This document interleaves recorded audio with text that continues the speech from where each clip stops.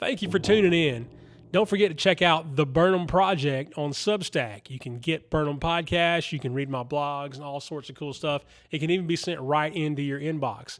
You can also watch us on Rumble and YouTube. We like Rumble better, but you can also watch us on YouTube. You can also find Burnham Podcast anywhere that you find your favorite podcast. Don't forget to like, share, subscribe, click the little bells, the Rumble button, whatever the service has to offer. Click it, do that, follow us, tell people about us. Thank you very much. Burnham Podcast has a new advertising partner, introducing doggybagtreats.com. Tail wagging delights for your furry friends. They've got all types of collars and leashes. They've got all natural treats, things like minnows, chicken hearts, freeze-dried beef loin. That may not sound good to you, but your dog's gonna love it.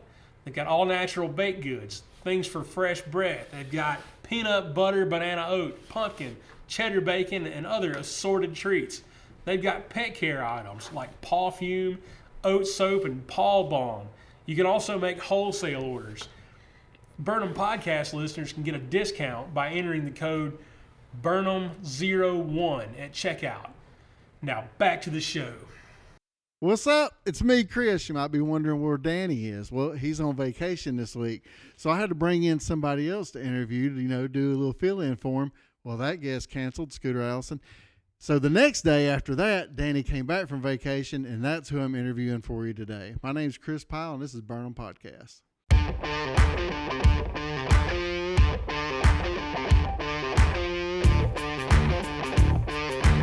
Hi. So I'm hosting this week, and I had big plans for this week, and the plans kind of fell through on me. So here we are. We talked the other night about how people like Rogan and Lex Friedman and Jordan Peterson have celebrities on their podcast. Yeah. They're like in control of their schedule. Like we don't get celebrities. So then we run out of people at different points, and then we have to switch seats, and you get to host and I get to be the guest on my own podcast. Isn't it wonderful? It is. I've been in your seat before. And obviously I've been in your seat before, but I've done it twice now, and I got one more episode to do coming up. I've hosted PJ Broom's Half Your Problem podcast because he's gone and competed and done things that we as a community in the gym felt like he needed to talk about. Yeah. But it would be weird if he got on there and blew his own horn. So I agreed to host, and so we did it that way. But that's it's weird. I'm just sitting in a different chair. Like nothing's really changed. Nothing's really changed. The conversation will be very similar, if not exactly the way it would be if I was on that side of the table. So. But this is anybody who's been watching though since we started doing video knows that the guest sits on this side. Yeah. So you can tell, right? Yeah. So I'm in charge. So I don't know what to do with all this newfound power. It's power, right? The dozens and dozens of listeners that absolute power corrupts. Absolutely. I mean, it ain't like that. It's we got the one sponsor and then a few people that listen. So nothing major, but it's still fun. We enjoy it. Sponsorship. Yeah. What led you to make that leap? Rob West came in here. He was on, and he says you got to stop giving away what you're doing for free. Yeah. And I was like, well, we talk about Jesus a lot, and he was like, yeah, but you got a light bill. That's true. And Tango's back here, and he needs a few bucks for all the work that he puts in. And right. Like, stop giving it away. And I was like, bro, I don't think you realize how small our audience is. And he was like, well, that's bigger than you think, when I gave him the numbers. But to just not give it away, it made sense because we put a lot of time and effort into this. And even still, it's not going to be an abundant amount. It's not everybody quits their day job type situation. Not yet. Maybe one day. Maybe we'll all get there one day. Maybe so. So. I just know, like for me, when I'm listening to, and I'm a podcaster, so might be stabbing myself in the foot when I say this, but every ad that I get on social media, including the podcast I listen to, I'm not buying that. And I don't even know the companies. I don't keep a list of them. It's just in that moment I'm like, they're getting in the way of me hearing what I want to hear. For me, it depends. If I'm in the middle of an episode and I start hearing about MeUndies, or you know what, it just pops in the middle. Like we put ours on the front, so it's real smooth. That is better because on the bigger podcast that we both listen to, it really seems like in the middle of a dude making a really good point. It's like boom right here in the middle, Manscaped, right? Or Blue Chew. We're not sponsored by any of these people that we're but they could be. They could. Come on here and I can talk smack about y'all. I'd read a MeUndies ad. Yeah. With a pic and everything, right? Yeah, Full spread, right? 100%. Well, when we started talking in the last episode we did together, we had brought up me doing my podcast again. And here's my question. Because, I mean, just to be completely honest with everybody here, what you hear on this, what I'm doing now, and when these mics aren't rolling, slightly different.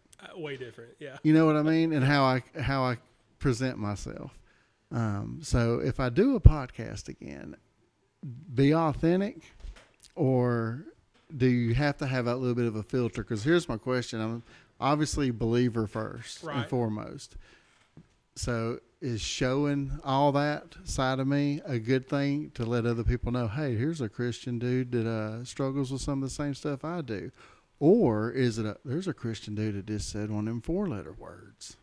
We talked about some of this in the last episode, right? And I think your authenticity is going to resonate with people. You could have a podcast and never say, we talked about, it's not even the particular words, right? But maybe some phrases that you say, like you can say things, right? And have a podcast where you just you mind your P's and Q's and you have your church mouth the whole time, you know, or you can be authentic. But I think if you're being authentic, it's not the same as some of these people who are just using the language just for the sake of using it. For shock value. Right. Like the shock jock, they call them on the radio, or used to. I don't know if a shock jock is still a thing. But you just say things and people are like, oh, yeah, he said that. It was awesome. Yeah. Maybe you just say good things. But your authenticity, I think, is going to resonate. We talked about Oliver Anthony in the last episode. Yeah. And he's not like the most talented guy or the best guitarist or any of those things, but he's keeping it real, he's right? He's raw and authentic. Yeah. Do the kids still say keeping it real? Are we still keeping it real? Keeping it 100. 100. Okay. There you go. So, but he's this guy, and he's just putting himself out there, and everybody's like, yeah, that could be me too. So I think that for you to be authentic, what we're thinking of as authentic in your podcast, I think you could do that. You can get away with that. You might say a word every now and then that somebody doesn't like. Well, I let the little ones go here and there, you know. And it's one of the things, you don't do it just to do it. It's just, it is possible to put that filter on, and I do believe, I don't just, when it's a bunch of guys that's hanging out and talking, I don't talk like that when it's just me and my daughter. Right. You know what I mean? Right. Every now and then something might come out or whatever. But, you have a different, filter for different situations. You do. I mean, I'm a pastor, and, I hit myself on the thumb with a hammer one time, and you'll never believe what I said. You mean tell you? Yeah. I said, ouch. Is that... That's a Steve Skates joke. He gave me that one. Yeah, good man. He was. Steve was a great guy. Baptized me, matter of fact. Could have done better at jokes, but yeah. Yeah. But I mean, he owned it. He's one of those guys that owned it, though, right? He'd tell that joke, and he would, that was the best joke ever. He was a good man. Yeah. Good dad. Steve's, super guy. Played a lot of golf with Steve. Heard a lot of his sermons. Steve baptized me. I heard him preach, I think, once or something. He preached at Scooter's ordination or whatever, didn't he? He did. Yeah, I heard him that night. Yeah, he was that night. That's right, yeah. No, Steve was fantastic, man. Stayed at his house a bunch. Ate out of his pantry. Mm-hmm. Solid dude. Great guy. But, yeah, he gave me that one. I was like, I'll use that, I guess, one day. Never thought I'd be a preacher. Right. But, so I tell that joke all the time now. I love it. Good dad jokes. Yeah. I was thinking on my way here, my primary shoes that I wear now are Hey Dudes and Crocs. I'm all like, I have become the final boss of the dads. Like, you have to defeat me before you can touch the thermostat. You know? Oh, this is bang for your buck tonight on Burnham Podcast with guest host Kris Pyle. Guest host. Oh, yeah. man. I was like the main question I had for you. So, That's it. anything from here, just come off the Pretty cuff. much wrap it up. I do, however, want to know a little bit about tango. Tango. All right, shoot. What you need? Where'd you come from? Where'd I come? My mama, man. No. Well, I mean, where'd your mama come from? Born and raised in Rome. I actually grew up as Danny is one of my youth pastors. He's best friends with my dad. And so I've always kind of known Danny, and then there's some family relation there. Yeah, me and Tango are like 33rd cousins or something. Yeah, we're somewhere in the same tree. We're kind of all that amount of cousins in Georgia, ain't we? Like, we all are kind to of, some degree. yeah. Yeah, something with my half sister. But yeah, so I think Danny's put it a couple of times where he accidentally lost a episode, and I reached out to him and I was like, "Hey man, let me help you. You got a lot going on. Let's get this thing rolling." And now we're here, and we're about to roll out some bigger things, which is going to be fun. Bunch of stuff going on. I'm looking forward to that. Is there anything I want to talk about with that? We can talk about it. Yeah. Well, we got another ride coming up, don't we, or something? Or? Maybe we gotta nail the plans down on that. Yeah, So, we got to nail some plans well, on we that. wrapped up in wrapped up. We're still kind of working on it post production. And we filmed in July what we call the Georgia Peach Ride. And so what we do was, where it came from was that I rode a scooter. I remember. Chinese 49cc screaming metal death trap. Yeah, I remember across the state of Georgia. It actually blew up on us in Moultrie, Georgia. How far away is Moultrie from here? About 5 hours. On a scooter or in a car? Well, we trailered it down to a certain point. We plotted a course to go all the way across the state. And Georgia's really tall, but it's not like super wide. Yeah. And, this scooter we had, we were not sure if it was going to make it. Of course, it didn't. So we trailered it to, where did we start? Cuthbert, Georgia. And then we rode all the way to St. Simon's. No, Jekyll. We went to Jekyll. Stopped at like 10 towns in between. But that was during the pandemic. So the idea was, let's build some morale. And you were bringing awareness to local business, yeah. Right. So I had this scooter, and me and Drew, my brother, were talking about, like, why don't I just ride this scooter all the way across the state, and we can keep up with it on social media, and it'll put a smile on somebody's face, and we can bring attention to these small businesses that are struggling because this was end of April, beginning of May 2020. So we did that, and then we did it again last year, and then we were like, we got to keep this thing going, right? So we changed themes this year, and You rode a different ride too, right? a much different ride. A much more reliable, newer, better, more powerful. Much more reliable, not really any faster. We're still right at that 30-mile-an-hour mark. But you went from the cheap to like a Honda. Yeah, So, yeah, we got a little Honda Ruckus, and I know that it's eventually going to get up the hill. Yeah. Right. The other one. Well, it took me around a building. If it'll Yeah, move you me, rode it, yeah. it'll get somebody somewhere. Yeah. But we changed the theme this year. What we were doing was focusing on individual places, like a restaurant or a store. Yeah. And then this year we decided to cover an entire town and shift it more toward like a tourism thing. Why should I come to this town? So we focused on Rome, Georgia, our hometown, which was the easiest thing to do. We had done this ride twice and never been to Rome, so it just made sense. Yeah. But Tango, not only is he the producer of Burnham Podcast, he's also the cameraman, producer, and editor. Yeah, our director, cinematographer, editor, all the fun behind-the-scenes stuff He does handling. it all. He's followed me around for a week with a camera, and we got into all kinds of shenanigans. And Is there anything interesting about Rome you discovered that you want to go ahead and... that I didn't know? Or Yeah, that you didn't already know. what did we bump into that we just didn't know? Learned about the Popeye being he's halfway credited Popeye, yeah. to Rome. Popeye the Sailor Man sort of Yeah. belongs to Rome. Really? Yeah, so he was already a thing. There was a guy in Ohio that created him as part of a comic strip called the Thimble Theater. I'm spoiling our whole thing here. Well, don't give away all of it. No, I can tell the Popeye story. Yeah. But so there was a guy that was doing him as part of this Thimble Theater, and he was in Ohio. So there's a town up there that claims him too.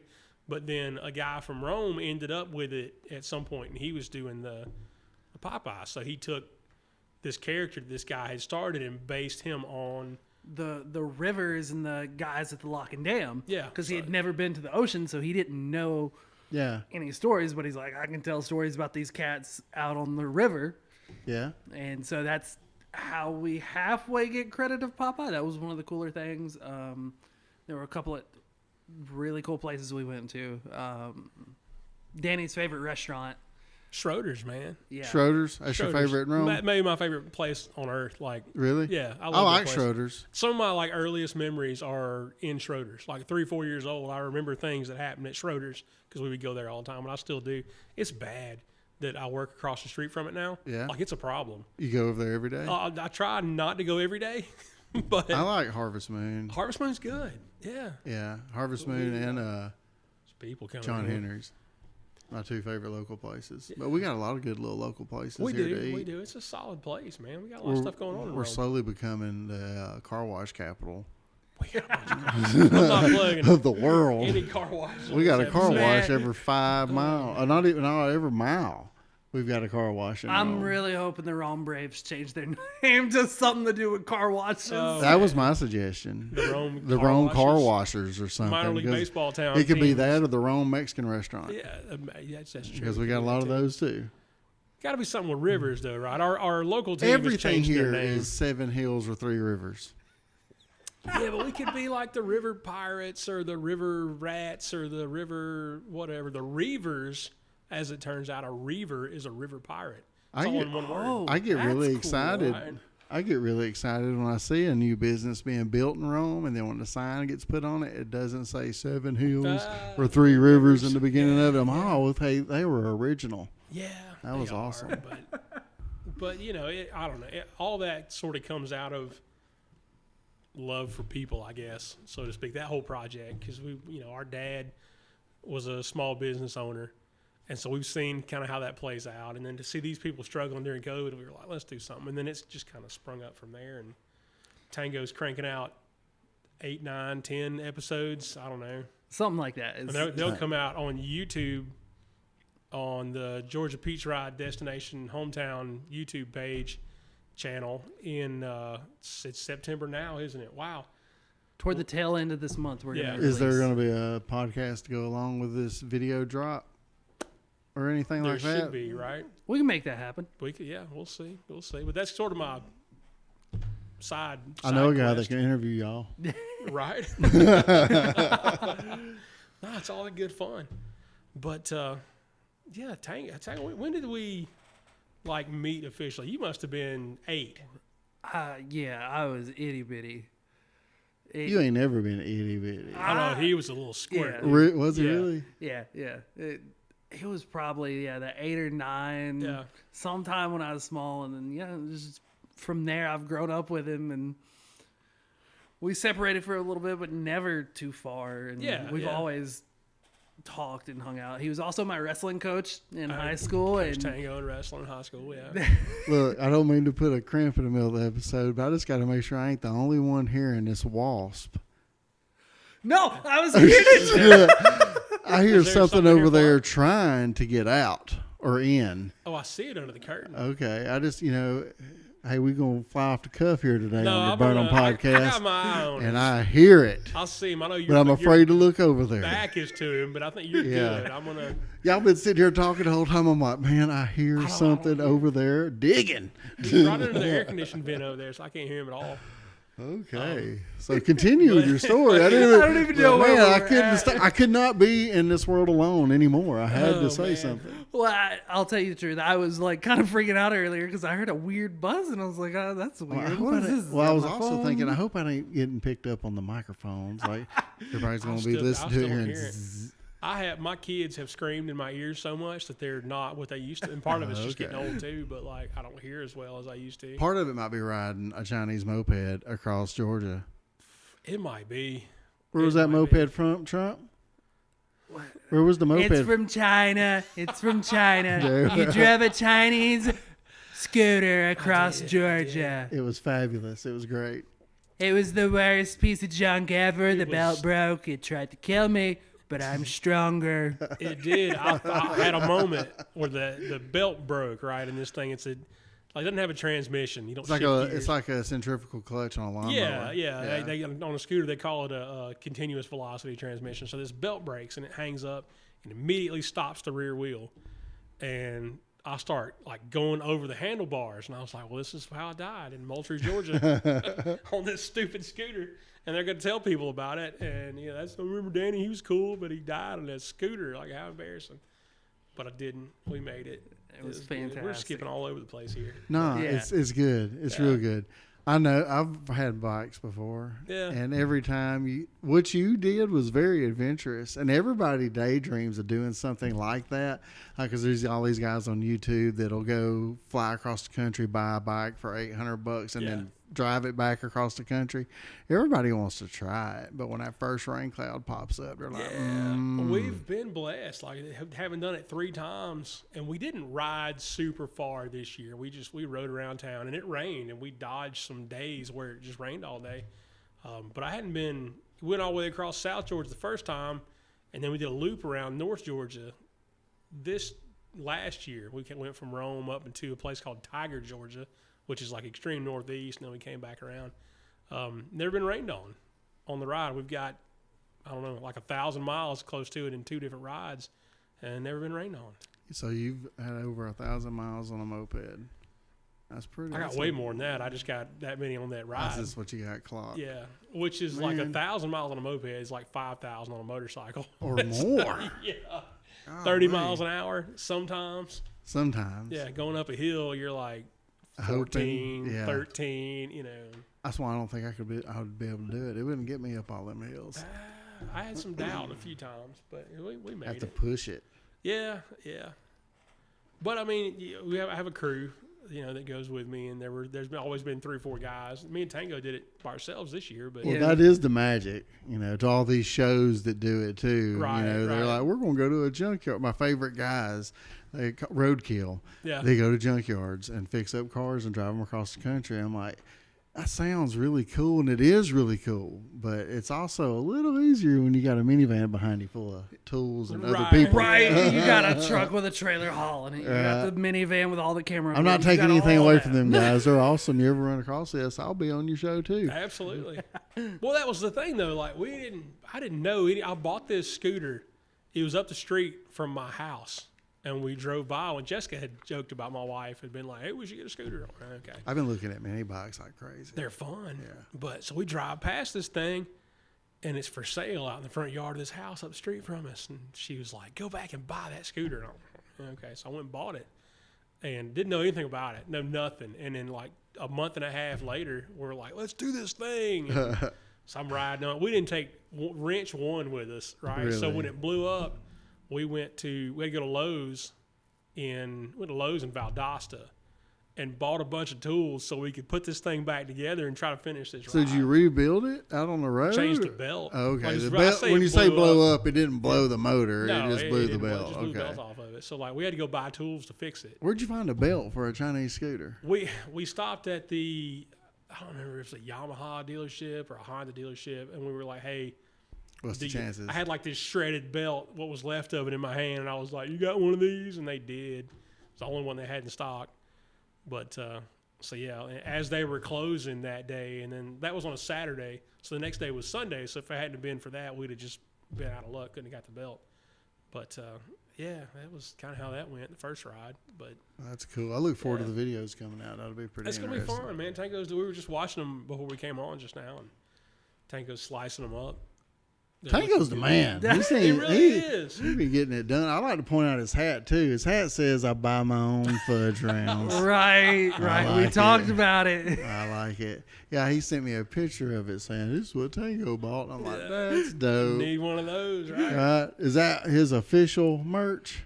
I don't know if this is his official one. I just found it on Etsy. Probably shouldn't have asked you that on air, but it's an Etsy store. Yeah. Somebody sold it. But yeah, it's dope. I like I don't it. know if you can copyright the words I buy my own I don't fudge think you round. can I don't think copyright so. it either. I don't think so. I think if it had been like, I really maybe don't think he would his care. lyric, he probably would. He would not care. He wouldn't. ain't gonna care. No, I think he's over it as far as that goes. Yeah, I don't think he's really wanting to be in the spotlight. Yeah. I don't know. Wow, so we're back? We're back. That was the Okay, that Biggest- was exciting. biggest stinging insect I've ever seen in my life. A pterodactyl. Maybe we'll make it the picture for the episode. Holy smokes. We know why he's making so much noise now, though, Yeah, right? no, That it thing had a makes- wingspan of inches. It was as big as, I mean, it's as big as a hummingbird. Yeah, every bit of it. Yeah. Every bit of it. Like, no. Don't even know what it is. If it stung you, there's It's no got telling. stripes, and might it's get about that long. superpowers. Yeah, it's, I don't know. You might die, You might. right? That's terrible. I was. I'm not like scared of bugs. I'm not. You know, I don't get either. like, oh, there's a spider or whatever. That That's guy, more than a bug, though. that was unsettling. He looked like a transformer. He kind of did. I started spraying him with Glade. I'm like, if this makes him stronger, we're just gonna leave. Oh man, yeah, no, he's a bad dude. Wow. He's over there, and we can see him. If you get 3 full-grown men in an uproar, you're a pretty big bug. You know what I it mean? was quite the Or production. that says something about the quality of man you got around. Maybe that might be a. But everybody here was kind of scared, though. Nobody squealed though. Nobody squealed, but there was fear in the room. Oh, was- 100%. It was unsettling. It's just- Everybody's voices got high. He's unnatural, you know. What are you doing? I don't know. It was like What are you? I sprayed him with Glade. He For was gonna the- smell good. he did. He smells great now. But for the sake of the podcast, I guess we could say that he's like the size of maybe a biblical locust. Every bit of it. Yeah. Yeah. A locust rides around on him to get where it wants to go. Right? Yeah. No, he's gigantic. Anyhow, I guess it's a he. Maybe it's a girl, and the I he's don't are know bigger. how that works. I don't either. Might be I don't a know how to- Zimzer. I don't know. Do animals do that? I didn't ask it. I didn't According either. to some people, apparently. According to Alex Jones, is that a thing? They're turning the freaking frogs gay. That's it. That's not even a sound clip, people. That's Tango. That is actually Tango. He's got doing multiple that. impersonations. But he's a handy dude. He's great to have around. He makes us sound good when I want him to call me every night as Trump to tell me good night. Good Hey, night. Chris, get off of TikTok. Good night, Chris. Sweetest of dreams. I don't know if I'd go to sleep, but it'd be funny. It'd be funny, right? Tango. We're going to sell Tango sound bites. You can order them on Be the hottest thing. BurnhamPodcast.com. Be the next big thing on the internet. Yeah, it'd be fun. He's a solid dude, though. He's good to have around. He's handy. You actually contacted me once before. I did before we about got in. doing this, and then And I was kind of like, yeah, I don't know if I want to do that.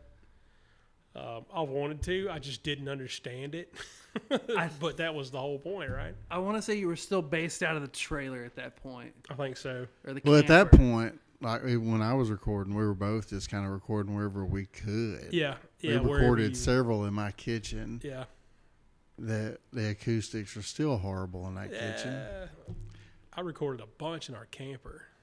That sounds probably a little bit better in that camper. It though. was okay, except that you couldn't run the heat or the air. Oh, yeah. So it really depended. I sweated out several episodes in 110 degrees in there, but like the kids running around and you do it where you can. But now we have this gajillion-dollar studio. which is fantastic. Really I is. love It is. it. It's great. It's not a gajillion dollars. This brick here is from 1850. There's a lot of history in this building that we're There in. is. Of Sherman course, burned this place at one point. I mean, if you not from here, you're probably not totally interested in it, but it is kind of cool. It is. It's cool to think that, like, even for what it was, Sherman came through here on his march to the sea in 1865 and burned at least part of this building. These bricks are original, but we have church here now, and that's Yeah. really cool. So, like, I was talking to somebody the other day about how old our church was, and they were talking about a building because we met in a church on Sunday on our camping trip that had been built in 1836. I was like, that's awesome. That is cool. They were like, how old is your church? And I was like, well, my church is 2.5 years old. Building we meet in is 173 years old. What were they interested in? The building or the church? The building. They were talking about the Okay. building. It's 173 years. So yeah, so we're talking. And the long cool time. thing, like, you know, that everything we see out here on Broad Street is like the second level. Yeah. Like it used to be one level Well, lower until it some of flooded. it, yeah. Further down, where we're at now has always kind of been this level, but like 200 block and down, that came up. Used to be, that was just swampland at one point. This was the first, 400 was the first block built. I learned this on the Peach Ride at the Rome History Museum. But yeah, this was the first I block need to go built. there. I haven't been there in You a long gotta check it out. since It's I was awesome. a kid. It's really cool. That is Different cool. stuff these days. They got all the cool exhibits that you can now touch, and like you can. They don't have a lot of it on the internet though. Like none of this stuff, like pictures know. of it, I not a don't lot look of much it. at their- I've tried finding some because over here at the forum they have all these Rome books laying around Yeah. with all the history and Right. there's pictures, but I can't hardly find those pictures online. They've got them in the Yeah. museum. I promise Yeah. they're in there. They got all that stuff. They got It's wild. everything. They need Yeah. Tango, is what they need. He could probably They get all do. of it online. Well, that's kind of next, right? We do this podcast, and we're doing the Georgia Peach Ride, and we're going to get into the documentary game. Okay.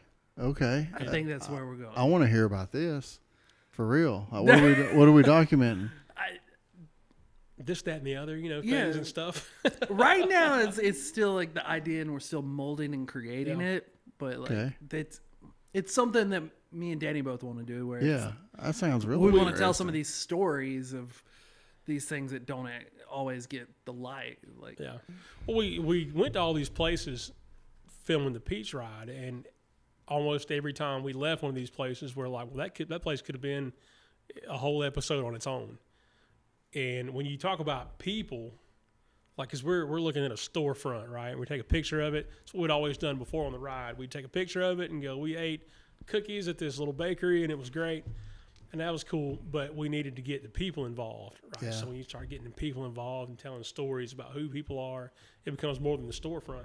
So we were doing that, and then we were kind of like, well, why don't we just make entire films about one place and really go into detail? Like we did an episode with Scramble Brazilian Jiu-Jitsu where I train, Yeah.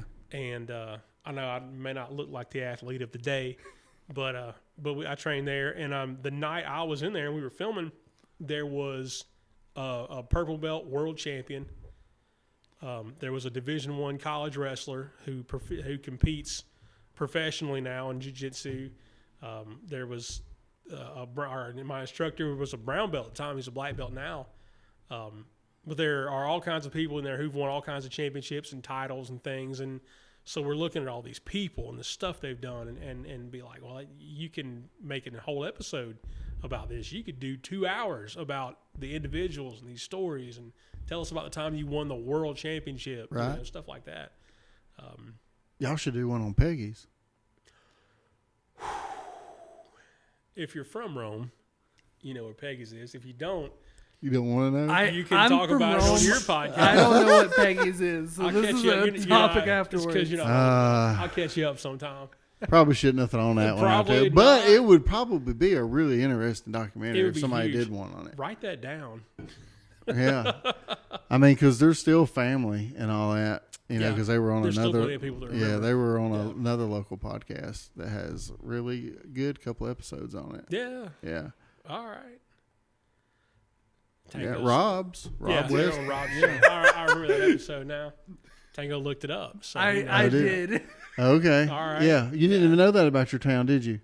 Nope. You know what? I think I remember hearing a little bit about it when I was a You kid. probably do when you were but younger. until I discovered that podcast, like somebody had sent me the first episode of it, and I was like, I think I remember hearing about this, but Yeah. now I remember this now. Yeah, yeah.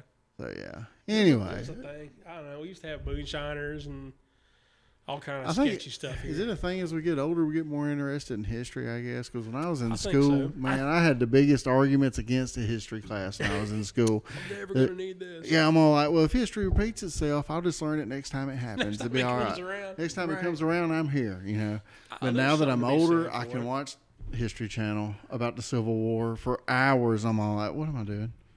I have turned into my grandpa. Yeah. I feel like there's like 3 options for you when you get past 30. It's either you get in the barbecue, or you get really deep into history, or really, really deep into the Civil War or World War II. Like Yeah. those are Oh, the only wow. 3 Military, options yeah. you get. How old do you gotta be when you do that? I feel like it's 30, but Oh, man. 30? Okay.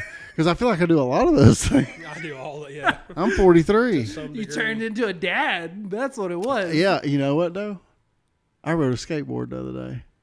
Oh yeah. I bought a longboard and I rode it. I'm 43, ain't been on a skateboard in 30 years. And I bought one and I rode it. It's in my Jeep. So, you know, I'm a shredder now, you know. I'm not going to go pro. Certified shredder. Not going pro no time Thrasher. soon or nothing. You want to keep my options open, you know, take it slow. Yeah. I ain't got time to take it slow. But I will say this, it was more fun than I've had in a long time. I got tired really, really fast. And it made me have that. Did you see my post? I wanted to have the middle-aged party. Yeah. I'm yeah. like, everybody just needs to get all their skateboards and their bicycles, and we'll just hang out, ride around town, make fun of kids, and pick on them.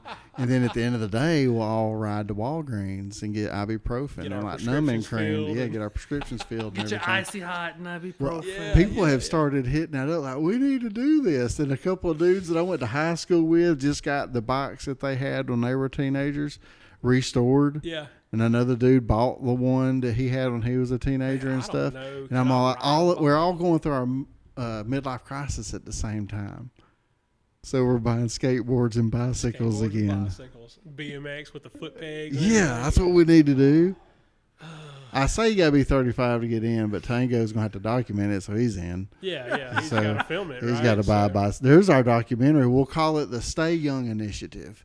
And we'll have a parade, and it's just going to be a bunch of middle-aged people riding down Broad Street It'll on be the most bicycles and pathetic skateboards. We'll have EMTs lining the streets. You know, water stations every 15, 20 feet. Yeah. Okay. Well, you can get sponsored by Life Alert. It's okay. Or Centrum. Oh Right. man. Yeah. This parade brought to you by Mothballs. Right. Mothballs. Icy hot. Ibuprofen. Yeah. But it was a good idea, I think. I think it's a solid idea. I think we need to do that. Hey, what you call it? An adult what? I don't know. We can call it a Staying Young Staying Initiative Young or Initiative, something. okay. Something cool.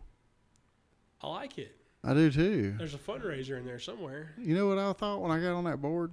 This What's is going to be kind of corny. But anyway, it says whoever becomes like one of these, like a kid. Oh. And I'm all like, that's all this is. It's just trying to recapture a little piece of your childhood again. Like I went by from the earliest as I can remember up to about the age of 12, I lived on a skateboard. Yeah. I was on a skateboard every day until we moved to the boondocks where there was nowhere to ride a skateboard, and then it became bicycles. Right.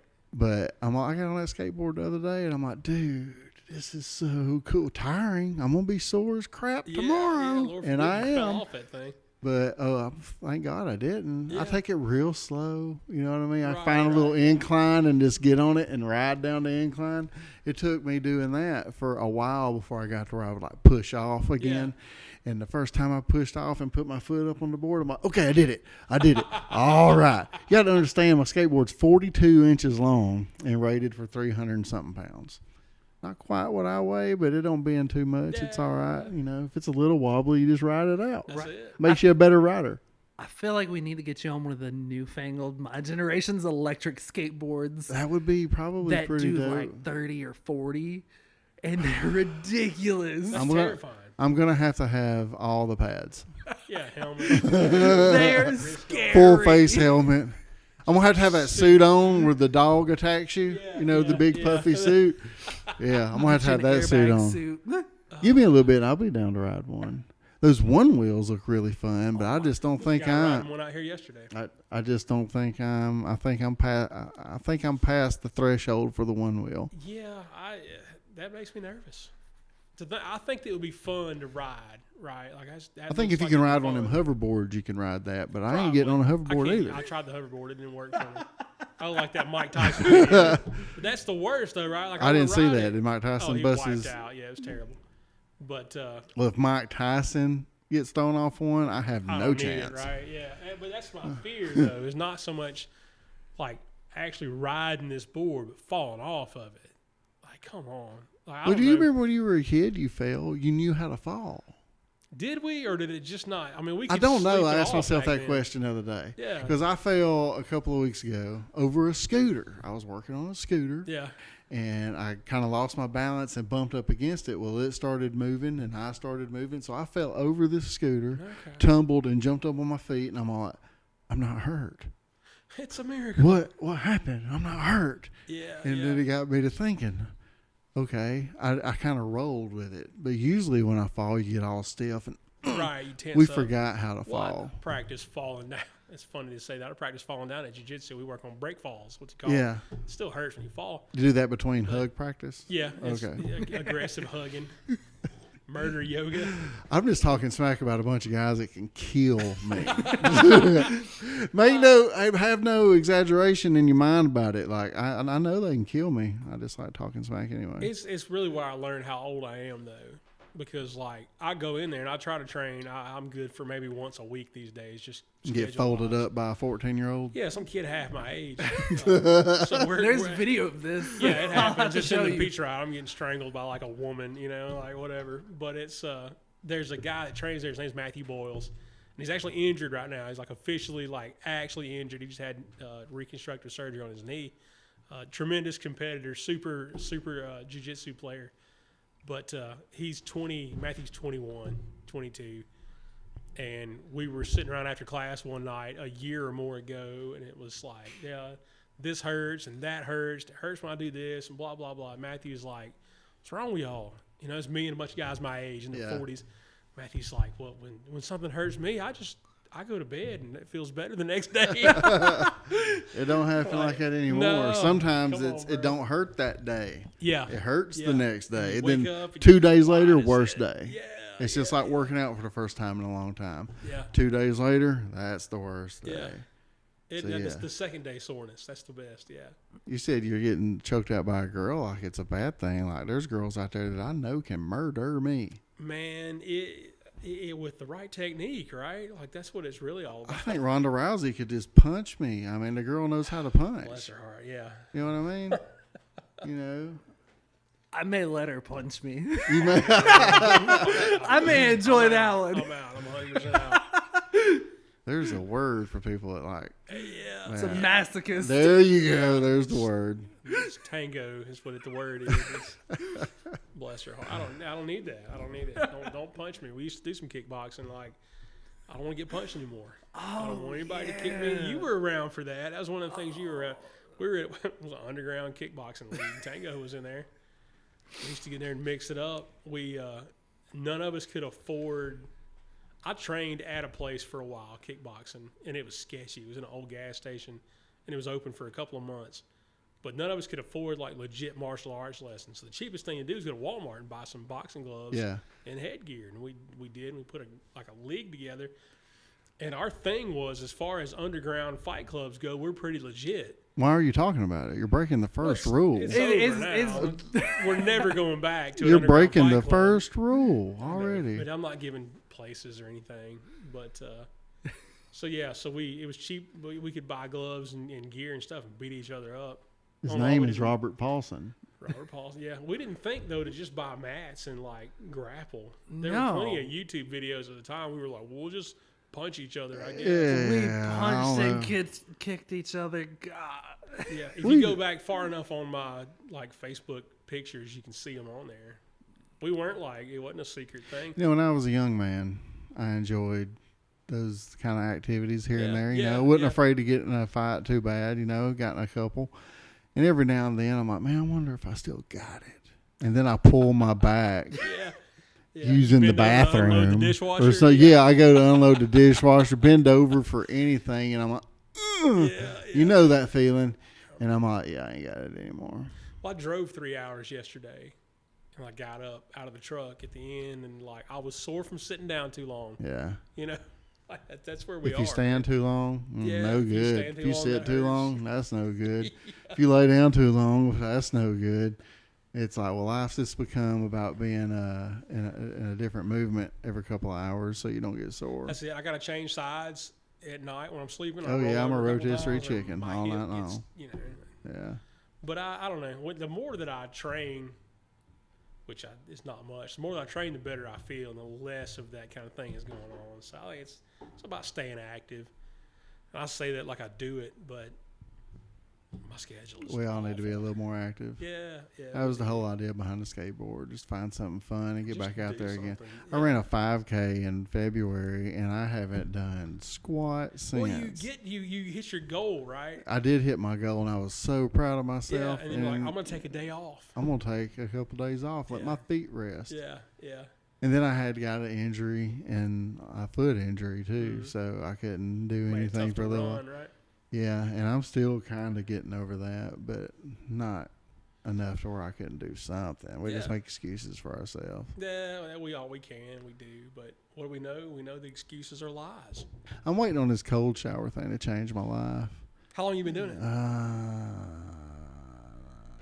4 or 5 days. Okay. I end every shower cold. I found the trick. You got to start out with your back. Yeah. You got to put your back to the faucet, reach back there, and just crank it to cold and just stand there. And then once it hits your back and runs You down, take it like a man. then you're fine. Yeah. But if you try to face it and then make yourself get up under it, what? That ain't going to happen. You got to just back into it and crank her and let it go.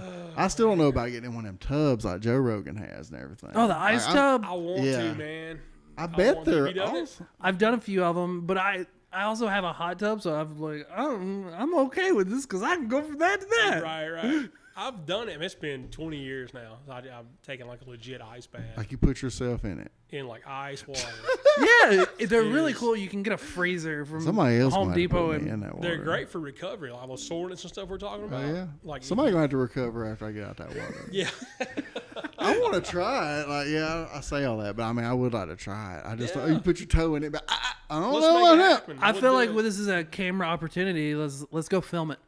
Okay. We'll do it on the YouTube channel. Okay. No problem. Well, yeah, when you bring your podcast back, this is gonna be part of it. Okay, we'll There you try go. it. The Adventures of Kris Pyle and the Stan Young Tries. Initiative. Right, you got Giada tries. So now we're gonna do the Kris You could do tries. Kris Yeah. tries. Okay. Well, maybe I can get her to try it too. You could go skydiving, Rocky Mountain climbing. Maybe you could go Let's 3.7 seconds. go. They naming all the stuff I don't want to Fu do. Manchu. But I tell you, if there's anybody out there who wants to pay for all these things, I'll go give it a shot.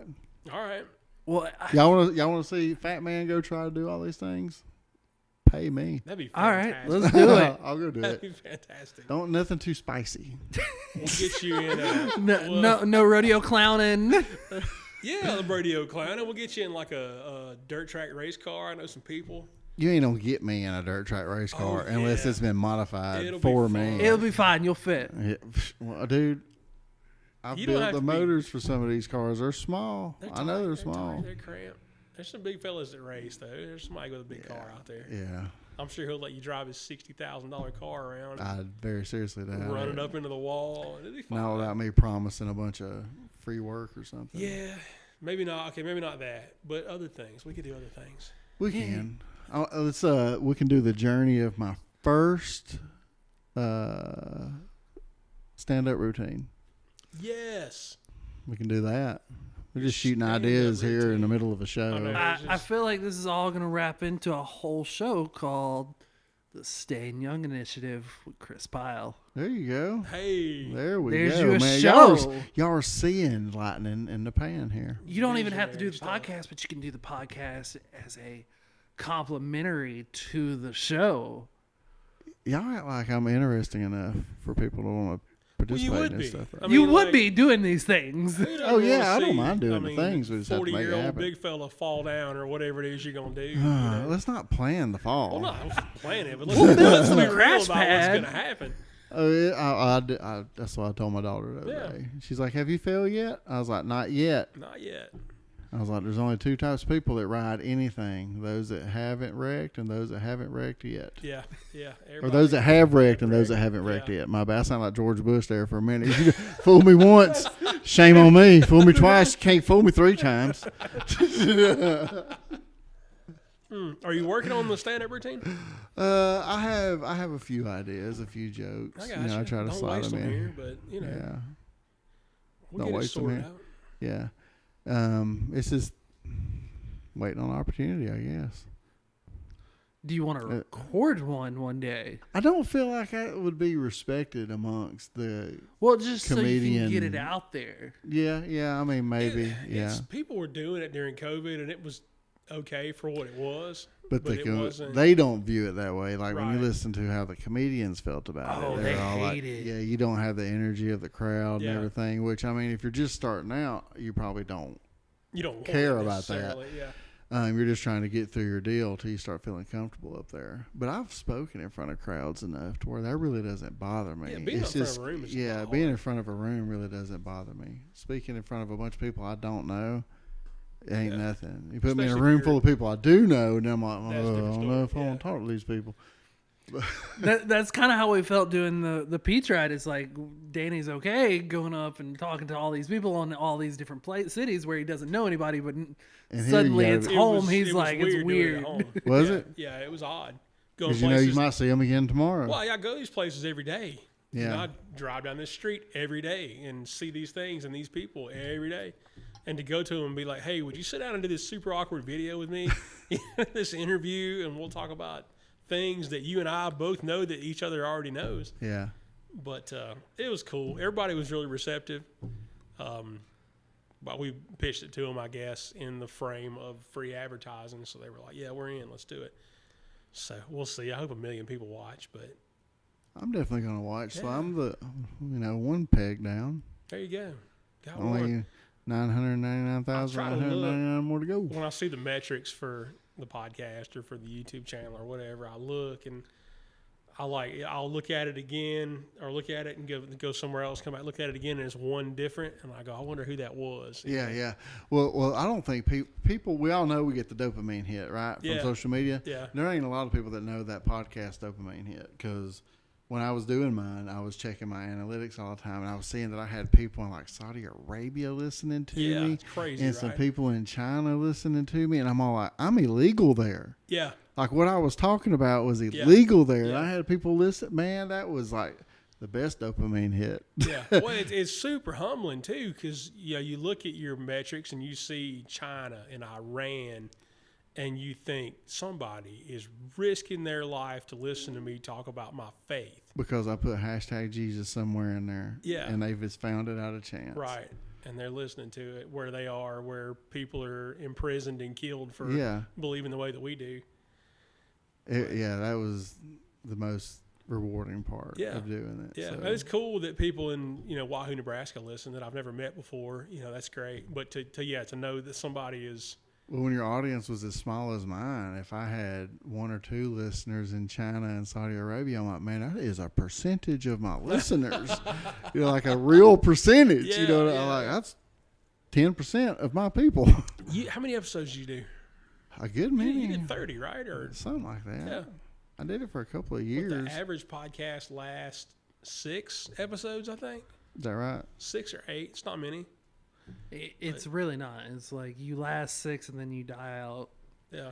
But you I think made it- it past that. So Well, I think probably most people start off like I did and was just doing it by themselves most of the time. And then, after 6 to 10 episodes, you got some people out there like Mark Maron. He's been doing his forever, and he Yeah. does a lot of his by himself.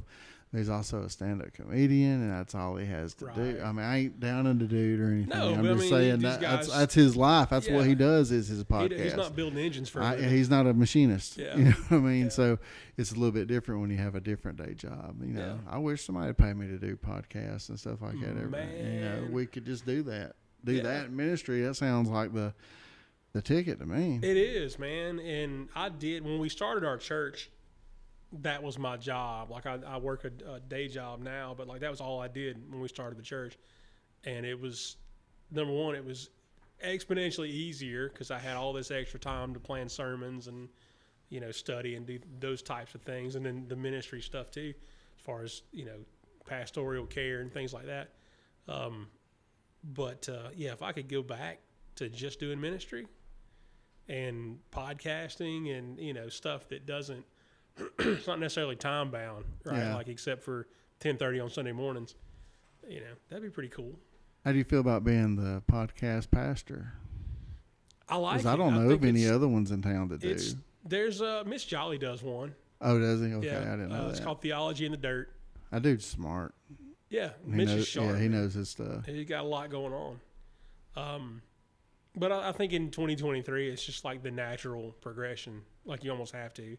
Yeah. We don't video our church services. We don't live stream anything like that because we fell into the trap. A lot of folks did in 2020 where we weren't going to church. Yeah. And we'll just live stream it. You can watch it at home. And then people were like, well, if I don't have to go to church, I won't go to church.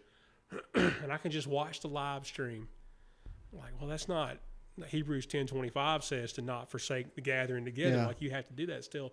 My buddy Adam Colson, who's been on, he's the pastor at We the Church, and they run their streams a week behind. So you're not they still do it, but you're not watching it live. Yeah. So like they are able to shake a little bit of people staying at home, going, well, I'll just watch the live stream. Well, you're going to watch what you heard last week. Right. Yeah. So if you go to church one week and then you miss the next, like you're hearing the same. So they kind of stave some of that off. So that's cool. And we may do. I'm not opposed to recording a service, but I wouldn't do a live stream. But I think with kind of both, I mean, you want to put what you're saying out there in the message that God's put on your heart. You want to put it out there. You just have to be careful to not start caring about the views. And that's like so hard to do, especially because when you live stream and like 3 people come in, you're That's like, well, tough. why are we even doing it? Yeah. Not knowing you might have just got one of the 3. You might have, made some kind of decision that day after listening to you. Yeah. We don't think about that in the moment. We're like, well, it's just 3 people. And then you get the 1 week where we got 200 people. Yeah. Well, Ron Kanzler, who was my pastor for a time at Cassville and Tango too, he told me he was the first person to ever put me up in big church, what we think of as big church. I'd taught the youth a million times. But he said, hey, do you want to preach on, it was June the 11th. It was a Father's Day that year. Is that right, June the 11th?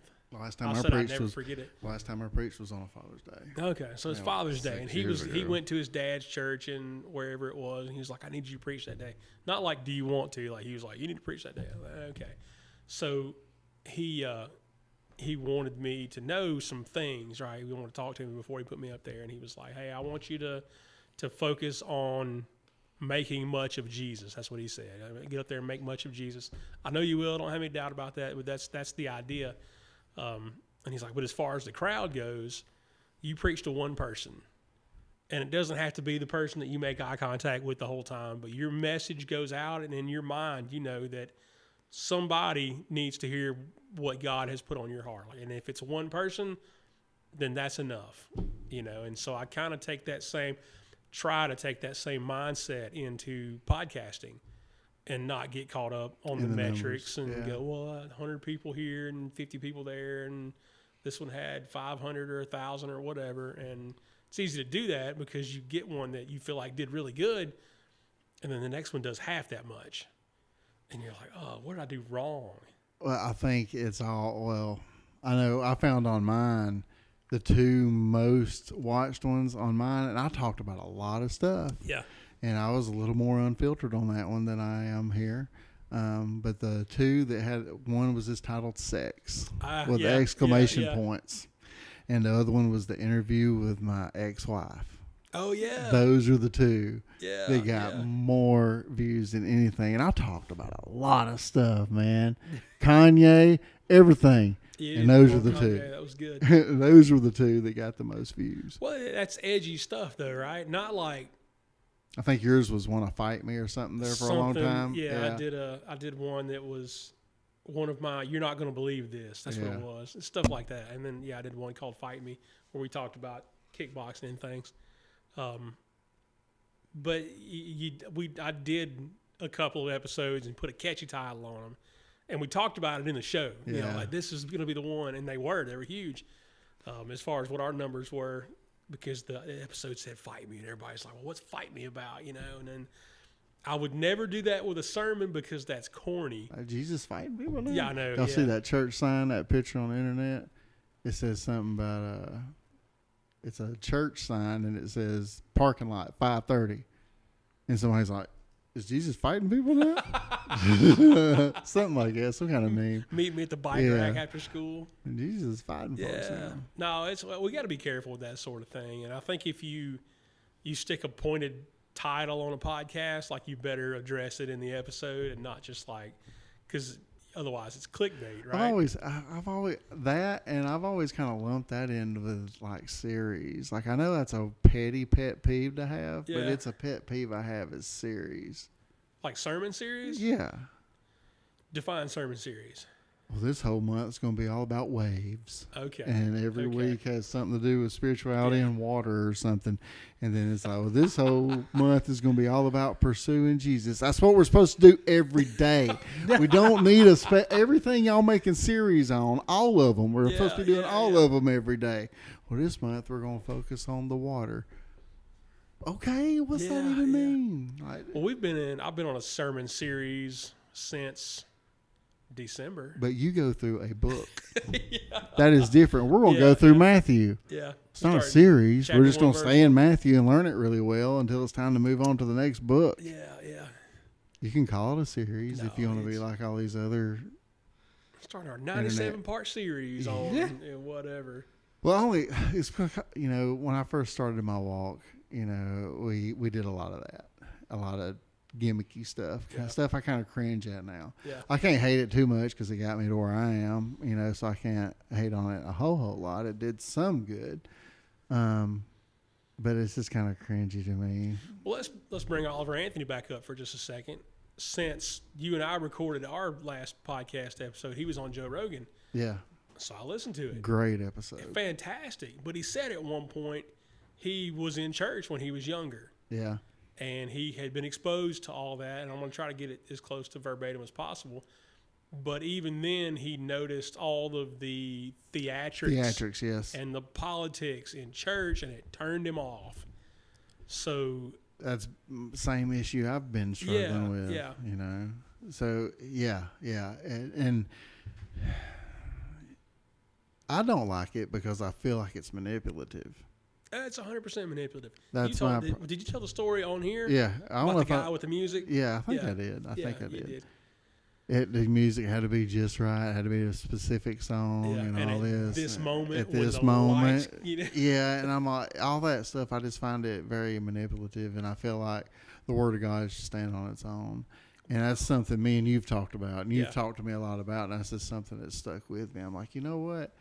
Because the more you think about it, Jesus didn't go on the mount, be like, all right, we're in week 2 of the series about giraffes. So let's focus on how the Holy Spirit and giraffes work together. Yeah. He didn't do that. He just was like, hey, here's some truth about our Father, and this is, gave them their stories that they needed to have. And I think the Word of God should work the same way. It should be, hey, I know this guy named Jesus. This is the information I have about him. This is what we're learning about him. This is what we know about him. And that should be able to do everything it needs to do. It's got to be enough, right? It's got to be. I got to spend some time over the weekend on this camping trip we went on. There's like 20 families there. And one of them is a mentor of mine. His name's Seth Arnold. You know Seth, right? Yeah. So I'm talking with Seth. He's a pastor also, and he planted a church. We're 2.5 years old, and his church is 6 years old. So they're a little bit ahead of us as far as things like that go. And we got into our why, right? Like, why are we doing this? And you hear people, I don't know that I've ever heard anybody in my church say it, but there are people who don't want the church to grow because they'll lose their place, right? If somebody else comes in, they might be more important than me or more influential or whatever. I have fear of church growth too, but not because of that. Yeah.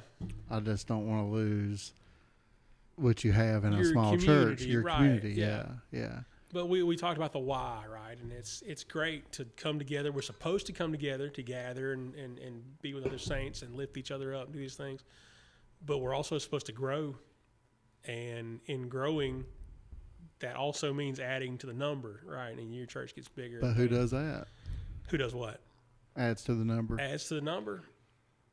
What do you mean? Well, in Acts it tells us he does. Yeah, yeah. With that kind of growth, if it's happening that way, hey, there's no way you can have anything against it. Well, but it's just got to be organic, though, right? All they were doing was preaching the gospel. They came together every day and they prayed. Of course, I ain't saying it has to happen this way, but they sold all their stuff. They became a community. Right. And acted as a community, and God added to their number. Right.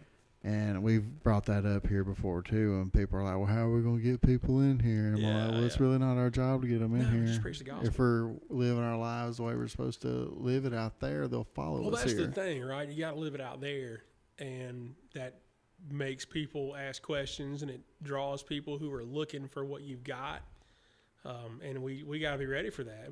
But that has to be our why. It can't just be we have church every Sunday and it's the same 11 people or the same 100 people or whatever it is. And this is just we've kind of put a cap on things. I think there is a limit. And we've talked as a church about 150. Like we get to 150, it's time to start looking at starting another church. And when we get to 200, God bless us if that happens, 50 of y'all are leaving and you're going to start this church. Yeah. And you're going to hope to add another 150 people and break off and start a church, but that's how it's supposed to be. We don't need to have a church that requires an arena, I don't think so people. Either. And I mean, that's something I've struggled with a lot because I've been to a lot of these places. When I did electrical work for a very short time, I worked at one of these big old churches down in Atlanta. I'm not going to name drop her, but there's a 90s R&B singer that's on staff there, and I met him and all that. Is he 6'8"? Yeah, this is how we do it. Okay. And this is how we tell the story. But anyway, I look at all the because I already know what they got in musical equipment. Yeah. You know what I mean? Right. And golly, at the money. I mean, this place is like a big concert hall is what it is. Yeah. Like AC/DC or whoever come play this place and probably be satisfied with how much they took in on tickets. The place is big. Yeah. And I'm like, is this what God had in mind? Well, I mean, you look at something like that. And I remember we did an episode of your podcast about this one time. But you look at that, and this church has got a gajillion-dollar building. They got $50 million in savings. And the kids in the neighborhood close by don't know where their next meal's coming from. Yeah. That's my hang up. Their next pair of shoes or, whatever. That's my hang up on it too. And not even with those churches. Yeah. The ones that are much bigger than a couple hundred people typically tend to become very businesslike. Yeah. And there's a lot of you have to operate at that size. Like it's got to be business minded. I know it has to be. Yeah. But that should tell us that it shouldn't be. Right. If that's the way it's got to be. Yeah. If it can operate in any other way, then every extra dollar here goes to helping somebody else. Yeah. If it's, well, we got to have savings. Well, the Bible tells me not to store up treasures here, so why is the church doing it? Why is the church saving money? Yeah. Why are they saving up money for a building fund even or whatever? Like you can go to bed. Well, say they wanted to save $200,000. They get to $100,000. That means there's a church holding $100,000 while people starve in the neighborhood because we're halfway to our goal. Right. Your goal is more important than feeding people. I think there's a place for saving money and paying cash for things. Like if your building's run down and it needs, repairs, you save the money to do that. You don't take out a loan and I've talked about this before too, but for the church to stay out of debt. And maybe you have a little nest egg in case your place gets hit by lightning or whatever, emergencies.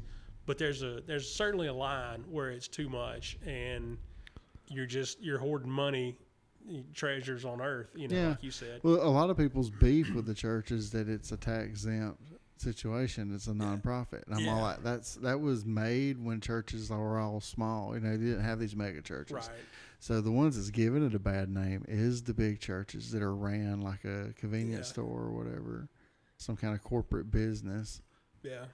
It's pretty much like a restaurant. They got 2 or 3 services every Sunday because they're so big. And I'm like, don't get me wrong. I love seeing growth in the kingdom and all that. It's just, there's just something about a lot of that rubs me the wrong way. Yeah. Well, I got to preach at a little church one time. and there were 14 people there, and 7 of them came with me. And they were about to the point where they were like, we're going to vote pretty soon to decide whether or not we're going to keep having church. But they were, I was talking to a lady there afterwards, and they asked me if I was interested in being their pastor. And I was like, I wasn't ready for that at the time. And I told them that, and they were like, well, that's fine. They were cool with it, but they were like, we talk to people all the time, and there are churches with 10 men that are capable of being pastors, but all they want to do is sit in the pew. Yeah. And listen to somebody else. And, like, it's a tough gig, man. Being a pastor's hard. But people, like, we need pastors. We need preachers that are bold and will step up and do these things. And there's a church that's meeting down the road that doesn't have a pastor, but they're still trying to be faithful and gather together and inviting somebody new in every week to preach. And I was talking to somebody in Fenwick, West Virginia, about a similar situation. They lost their pastor because of health issues, and they're still trying to gather, and their building's paid for, and they're all out of debt. They just need somebody to roll in, and they can even pay them a little bit. But people don't want to step up and do it, but being a pastor's hard. It is. It would have to be. Yeah. It's not something I think I'd want to do. Like, I think I could do full-time ministry. Full-time ministry, it sounds great, but I know it would be hard. Like, people thinking, well, you're just a pastor. All you got to do is go around and talk to people all day. It's not like that. Like, most of the time, I mean, yeah, you got people that want to have lunch with you and just BS with you and stuff. Yeah. That happens a lot. But there's also a lot of relative died or this, that, and the other that you're dealing with. So it's a lot of trauma you're helping people go through on a regular basis. Dump things on you. My bad, dog. No, I'm just saying. People will come in, and it's not like they sought you out to dump things on you, but like, while you're here, let me drop this on you. Me and my wife are going through X, Y, and Z, or my dad is dying, or, all this stuff. And that's great. Like, that's what we're supposed to do. But, like, at the same time, you're carrying everybody's stuff. Yeah. And we don't always have somebody to talk to about that, because people that don't do it can't necessarily relate. So it was really cool last weekend to hang out with my mentor, and we talked about some of those things, and it's nice to hear somebody say the same things that I thought about ministry and things that we're doing. And I don't mean it's not like I'm complaining. Like, it's a gift and a blessing. It's not one that I would have sought out or imagined myself doing 20 years ago, but it really is. It's the most rewarding thing by far that I've ever done. But it's a people thing. You deal with people, so you have people issues, and you either love people or you don't. That's the difference between a successful pastor and a failing pastor. So, and that's sad, that you feel like you have to measure it, success versus failure. But, like, at the end of the day, it's not even so much about your skill as a preacher to get up in front of the room and talk and deliver this masterful message. That's great. Like, you should work on that. You should try to be better at preaching every Sunday. But most of your job as a pastor is not preaching. It's about counseling and being there for people in their time of need or loss or celebration. It's about loving your neighbor. Like, that's it. If you can love your neighbor, then you'll separate yourself from a lot of people, even without being the best speaker. I think there's only really 2 rules we're supposed to follow, and that's one of them. That's it. Because everything kind of follows. All of the law and the prophets hang on those 2, right? Yeah. That's a hard job, too, though. It is. It's tough because people don't always want you to love them. No, they don't always make it easy for you to love them. My bad, dog. Yeah, I'm just saying. Again. It's people, though, man. It's people stuff. It's people doing people things. That's right. That's my thing. I say that all the time. Yeah, people do people things. Yeah, they do. And, I thought when we started our church, I was like, this church is little. Like, it'll be easy. It's not. It's not easy. And my people are great. Like, it's not like they're coming to me complaining about things, but, like, even our small church has been through some tough stuff. Yeah. And people's personal lives and things. And the pastor carries that too, on top of, his own stuff. So it's important I'm just doing a PSA for pastors here now. I think that's what you need to tell. Hey, how can people appreciate their pastor more? Man, you can tell the guy what a great job he's doing.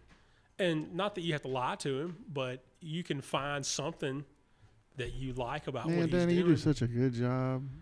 So pretty. I appreciate that, man. Do what I can. Adam Colson's my barber, on top of being a pastor. But yeah, just be loyal to the guy and show him a little gratitude every now and then, and don't make him think you're going to leave if the thermostat ain't right next week, or if Man, you gotta get the thermostat under control if you want me to hang around. Yeah, well, we try to keep it. What do you mean? It's nice and cold and crispy in here. It is right now, yeah. It is nice in here right now. But we record this podcast in our church sanctuary, just for the record. I've mentioned before that it's at the church, but it's in the sanctuary. We're just in the back of the room right now. But it's beautiful. it is. It's great. I love it. It's old and it's, rustic, I guess, if that's what rustic is. Is that rustic? I don't know. I don't If you know. I'm guys not can an see- interior designer. Urban? It's Urban? urban. I mean, we're in town. I don't know what you call it. Retro urban. There you Retro. I think he got it. But He got it. it's little The and it's youthful. old, but it's ours, and we're grateful for it. God blessed us. We started meeting in a hotel room, and then we met in a bar, and then I got beat up a little bit about that not too long ago. At the bar?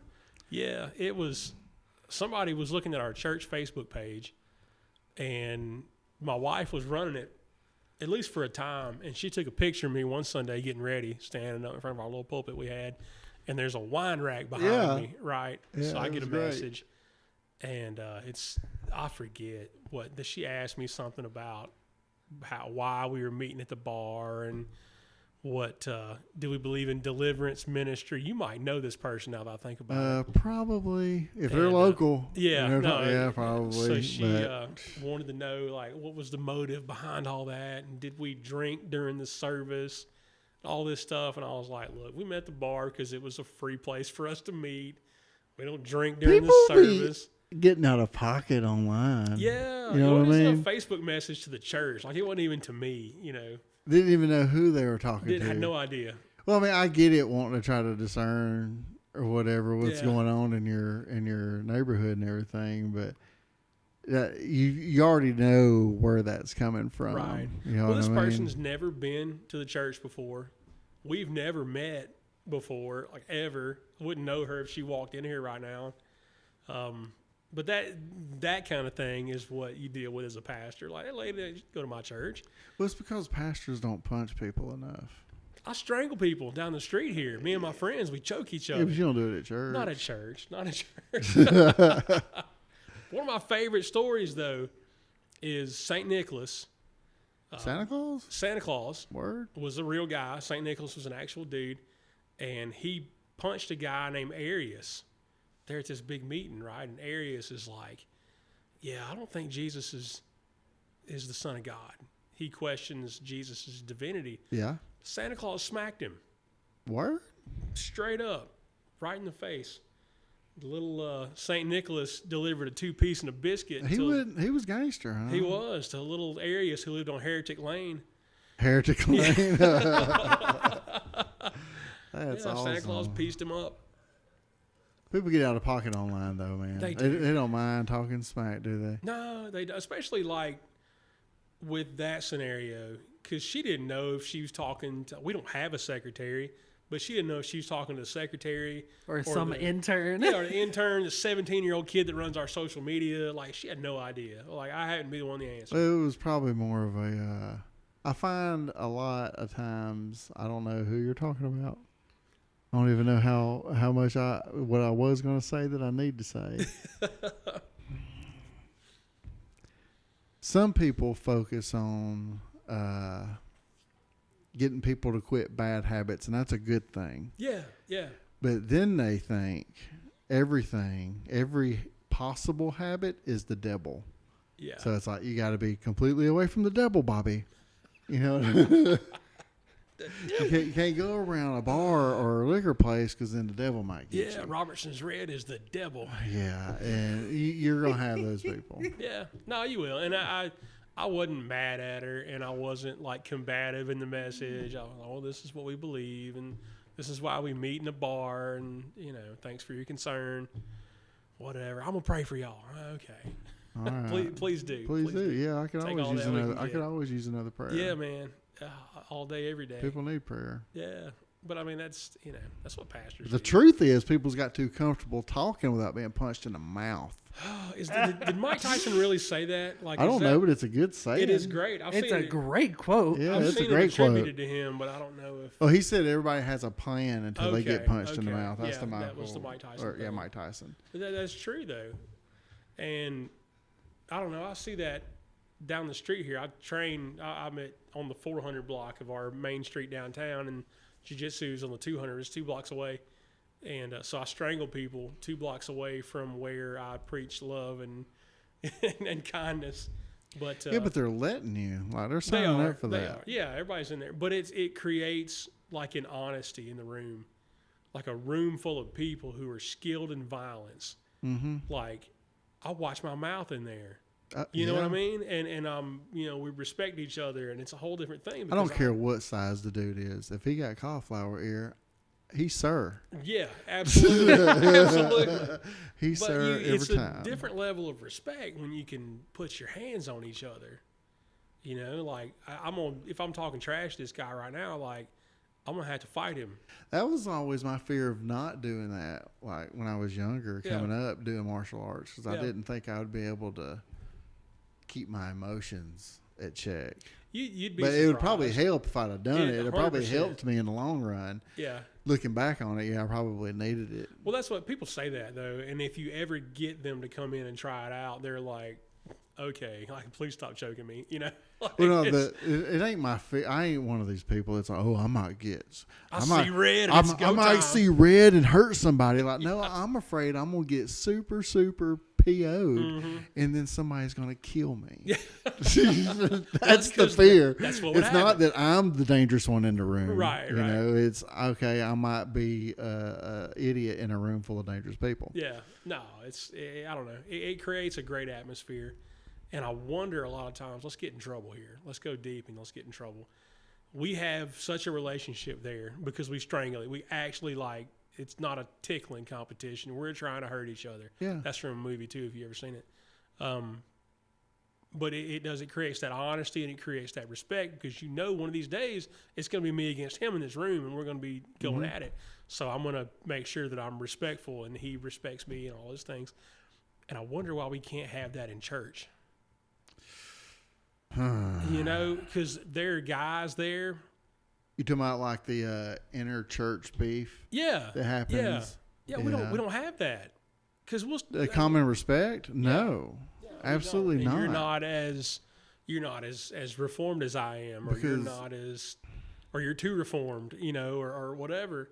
Or I don't think you can be that close and respect anybody, but to a certain degree, unless you've been through something with them. Well, that's the thing, right? We don't want to go through. We go through things down there, Yeah. and because we engage that way physically, we'll sit on the mat Tango's seen it. We sit on the mat in a sweaty pile for 30 minutes after class is over, and we talk about how our kids are struggling with something at school, or our wife is dealing with this, or this is going on in my life. And all this honesty just comes out of us because of this trial that we've just gone. We signed up for it. It was voluntary. Yeah. But we're that honest with each other because we go through these hard things. And we've been to funerals together. We've been to weddings together. We do all these things that we're supposed to do as a church that we don't always do. That's called discipleship. It is. And, there's a structure there, right? And then you got the black belts and you got the brown belts and the purple belts, and you kind of know like who you're following or whatever. And maybe it's pastors. Maybe it's pastors and elders that haven't established that role in the church and said, hey, follow me. Yeah. I'm somebody that you can follow. And that's okay to do because Paul did it when he said, follow me, be imitators of me because I'm an imitator of Christ. And it's incumbent on us to be that person because that's, we follow the guy down the street here because he's wearing a black belt. Yeah. That means he's the expert, right? Well, I'll do what he's doing because he's the expert. He obviously knows. And not that I'm super I'm not a Bible scholar by any means. Yeah.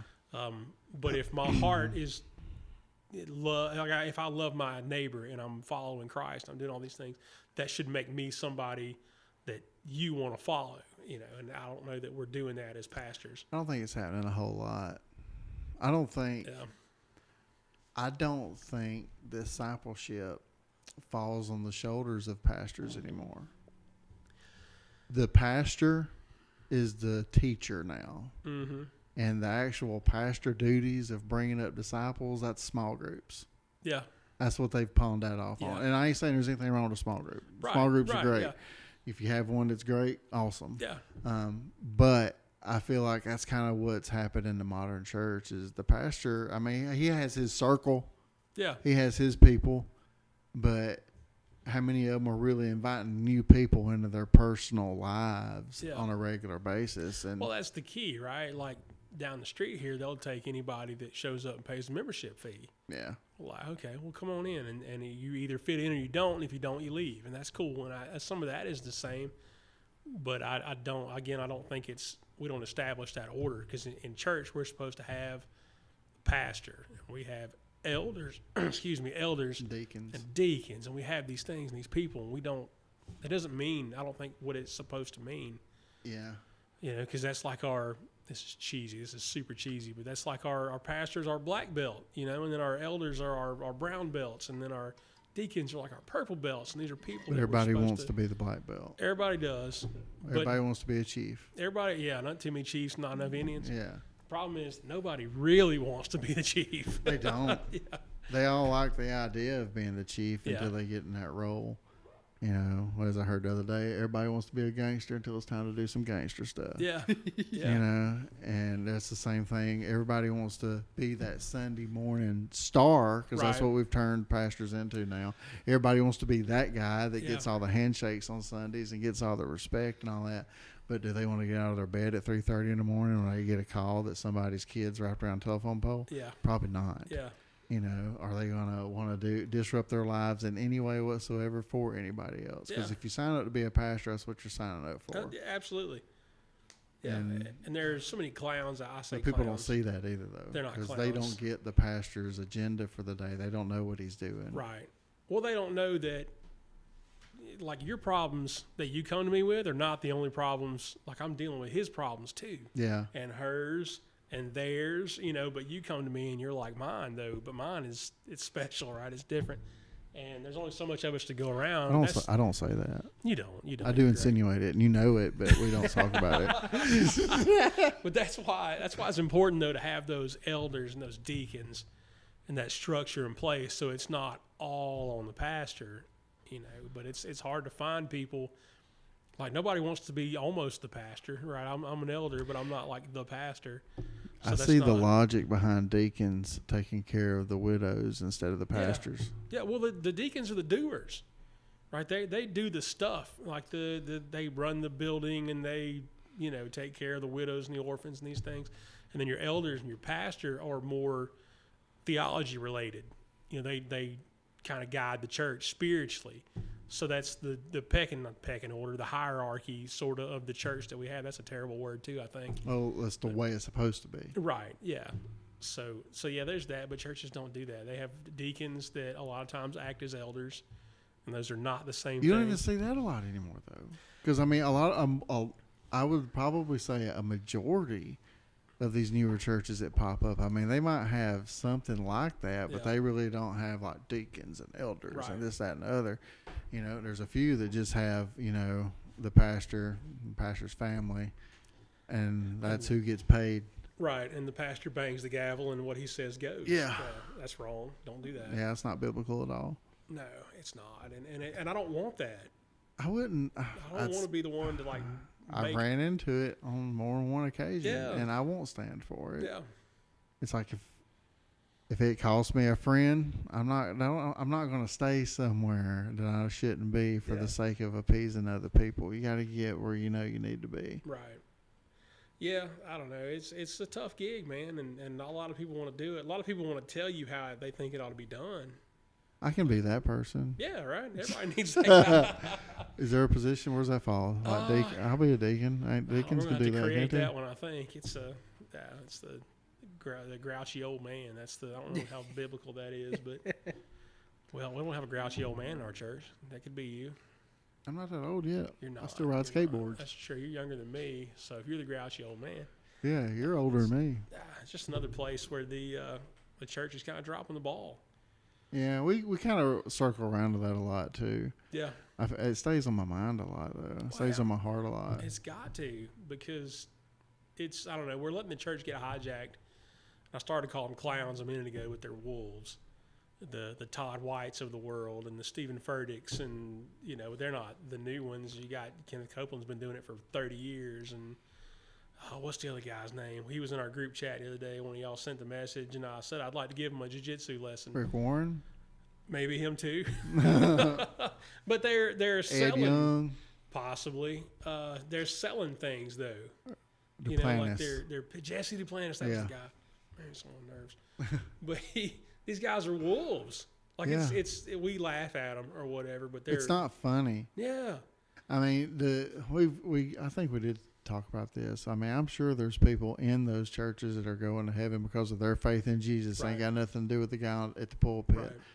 But yeah, it's scary. It's very scary how people sign up and just hand their stuff over to people like that. I'm going to commit a portion of my paycheck to make sure that this guy that's already up there bragging about his watch or his car and his plane. Why he needs a second plane. Yeah. Miss me with all of that. Or Yeah, I got the biggest house in Louisiana.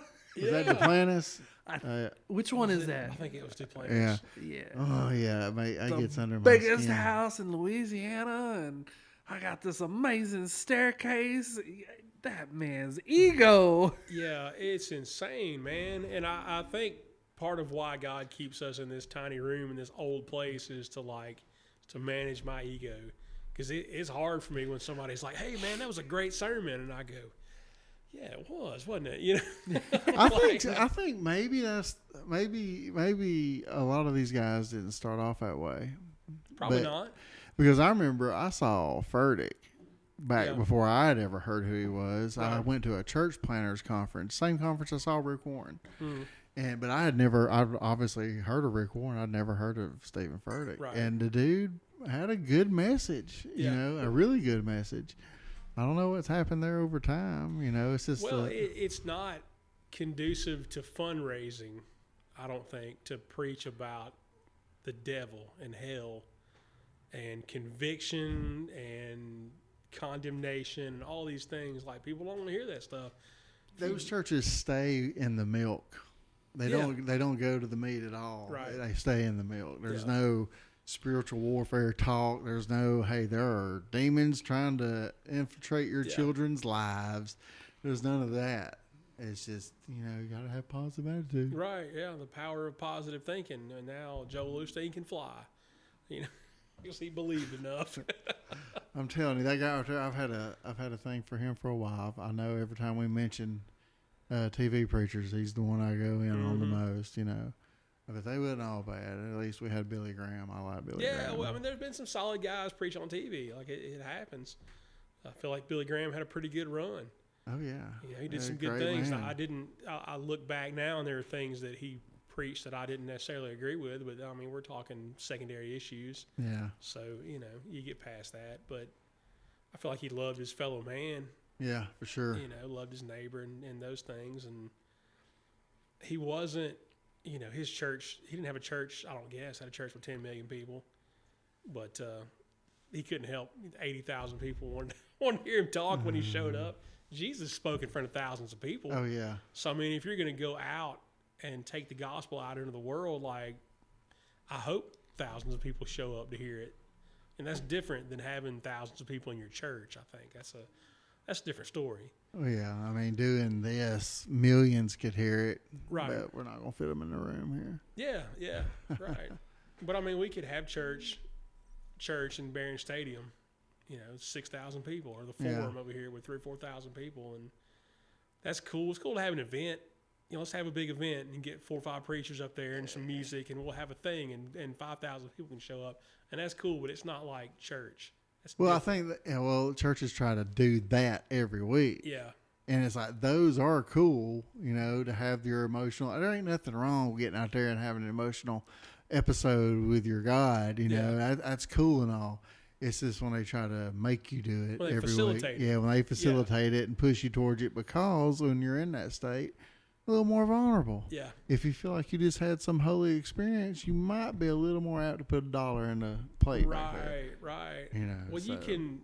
I don't know. The gospel will facilitate that. Like we try to do it with lights and sound and those things. But we had church Sunday, that old country church I was talking about, and I got asked to read the call to worship. It's a scripture from Psalm 65, and like it was hard for me to read in that old church. Is it the lighting? There was no lighting, number one. Like I'm reading by lantern light. Like we're in there. There was no lights because this place is ancient. But to stand in that old church, that old it's almost 200 years old now. And to think about 1 million sermons have been preached there and all the stuff that goes on in the life of a church. And we're having church there in 2023. And we're all got flashlights and lanterns and looking at our Bible. And like I'm choked up reading the Psalms. That's pretty dope. Yeah. You can't replicate. Like it's cool that we're in this old building, but like it's tough to replicate that old country church. But there were like 40 people in this church. And it was just this organic thing. And it really was like, I said all that to say it was an emotional experience that obviously wasn't brought on by smoke and mirrors. It was a legit experience. An experience with God, you know, and in reading his word. And I feel like I'd be in a constant one of those if I went to like Jerusalem and stuff. Yeah, you have to feel like it. If you can look at some dirt, and I don't, people call it the Holy Land, and I go, well, it's dirt like everywhere else. But I think it would be really cool to go and be like Jesus stepped right there. We were talking about Sherman being here. Yeah. And to think about that, and we're like, well, that's kind of cool. That's historic. But like, Jesus is a whole different thing, right? And if we can go and like, you can actually go into the lake that he was up this in. Path. Yeah. I mean, yeah, man, you can go walk the same ground he did. Yeah. I think that's why I would be in a constant boo-hoo. Oh, the whole time. The whole time I'd just be in a constant boo-hoo, right. I'm sure. Like a good boo-hoo, I'd be boo-hooing. But a boo-hoo nonetheless. I'd be a boo-hooing. Yeah, I don't know, but it's not wrong to have an emotional experience. The Word of God, a move of God we should be emotional about that. That's okay. Yeah.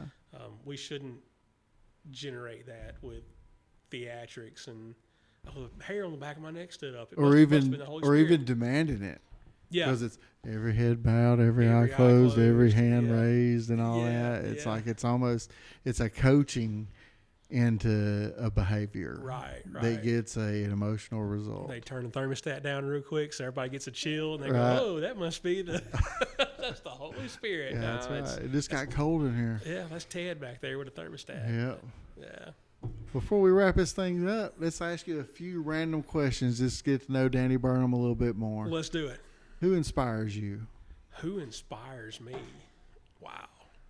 That's tough, man. These are supposed to be like random quick fire questions, right? No, you can think about that one for a minute. Okay, so the answer, of course, is Jesus, right? The answer is always Jesus for any test you ever took, right? Jesus. I'm inspired by, like, when you think about the faith, I think about men like John the Baptist and Martin Luther, who were not, even like Peter to some degree, they didn't play by the rules. You know, like I feel like I talked about Martin Luther in the last episode. He loved Jesus, but he cussed sometimes. Yeah. You know, and these guys they were renegades as far as that went.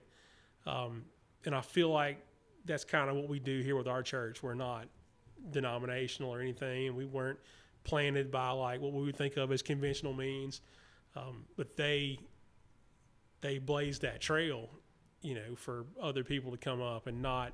They didn't go to seminary, and they weren't. Luther did, but not like we have it today. They weren't like these polished people. They just preached the gospel, and it was effective. Spurgeon was similar along the same lines. Big inspiration in my life was my dad, Cliff Burnham. He's one of the godliest people that I have ever known.